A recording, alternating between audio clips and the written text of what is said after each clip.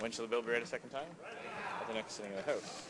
Monsieur Chicoine, appuyé par Monsieur Nantel, demande la permission de déposer un projet de loi intitulé Loi modifiant la loi sur les musées afin de constituer le musée ferroviaire canadien. Cette motion a été adoptée. L'honorable député de Châteauguay, c'est Constant. Je vous remercie, Monsieur le Président. Je remercie également mon collègue de Longueuil, Pierre Boucher, d'avoir accepté d'appuyer ce projet de loi.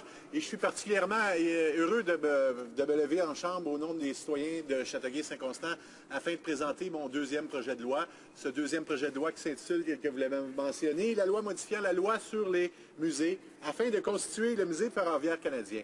Ce musée ferroviaire canadien, Monsieur le Président, qui est communément appelé Expo-Rail à Saint-Constant, est le plus important musée ferroviaire au Canada et selon plusieurs muséologues, c'est un des meilleurs au monde. Et compte tenu, évidemment, Monsieur le Président, de l'importance qu'ont joué les trains et les chemins de fer dans la création de la Fédération canadienne, je pense qu'il serait important pour le pays d'avoir son musée officiel canadien qui est dédié à compter évidemment l'histoire du pays et l'histoire qu'ont joué les trains dans la création de cette fédération. J'aimerais également rappeler, Monsieur le Président, qu'en 2007, la Chambre avait voté en faveur du 13e rapport du Comité permanent du patrimoine canadien. Ce rapport recommandait de reconnaître officiellement Expo-Rail comme étant le Musée national des chemins de fer et lui affecter les crédits à long terme.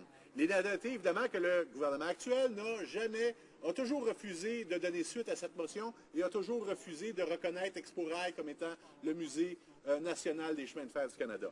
Donc, le musée a un important besoin de financement stable et prévisible afin d'assurer la pérennité de sa collection.